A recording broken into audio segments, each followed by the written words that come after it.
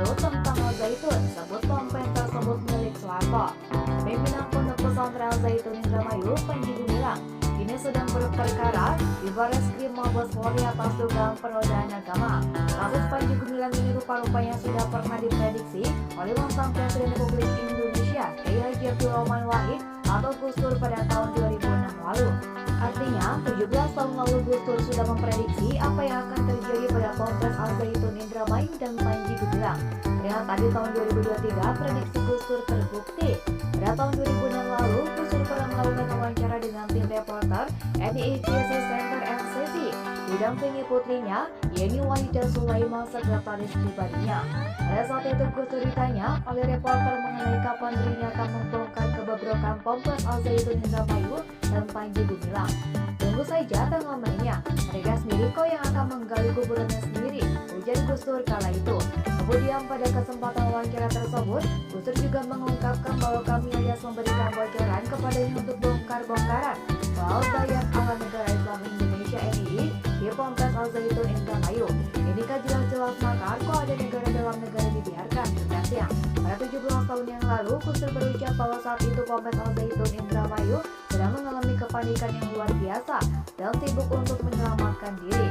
Intinya sekarang ini seluruh jajaran Zaitun sedang panik dan super sibuk bagaimana menyelamatkan diri. Ini harus kita lawan bersama, apa artinya saya sendirian, lanjutnya.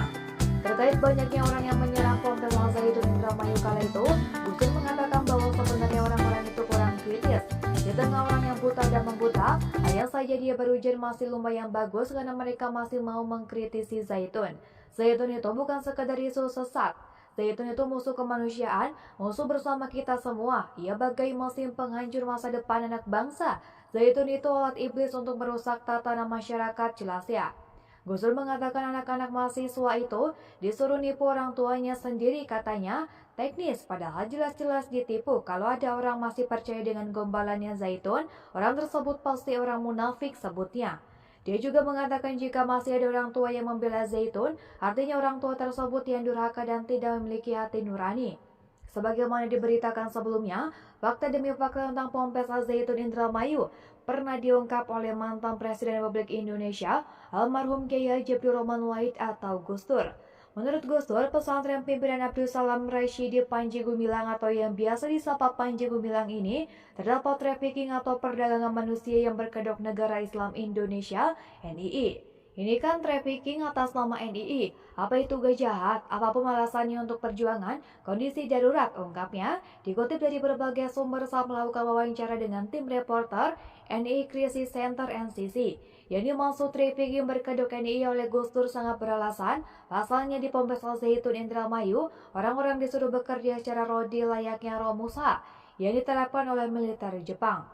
Tenaganya diperas, istri dan anaknya dipisahkan, gak digaji sepantasnya. Jangankan berharap UMR dan ada jam sostek, itu bisa-bisa tipu mereka aja paparnya. Lalu, Gus Dur pun membandingkan Panji Gumilang dengan sosok PKI, Hitler dan Zionis Yahudi.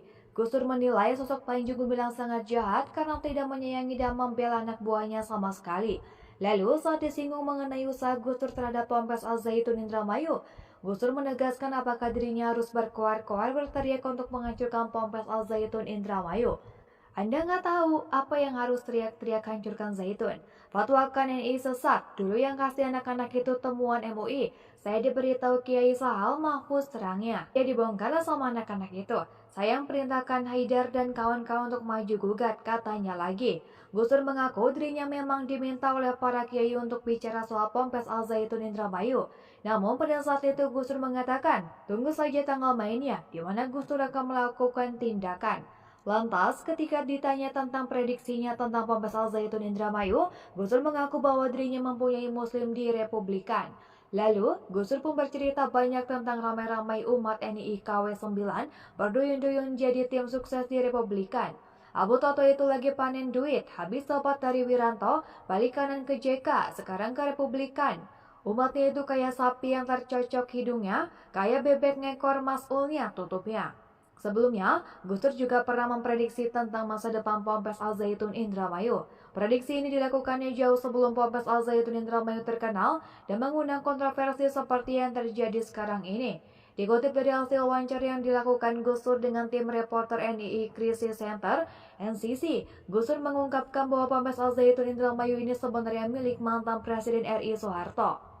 Menurut Gus Dur, Soeharto pada zaman dulu mempunyai obsesi Atin dan Al Zaitun. Soeharto juga sangat paham dengan apa yang dilakukan Abdul Salam Rashidi Panji Gumilang, pimpinan Ponpes Al Zaitun Indramayu.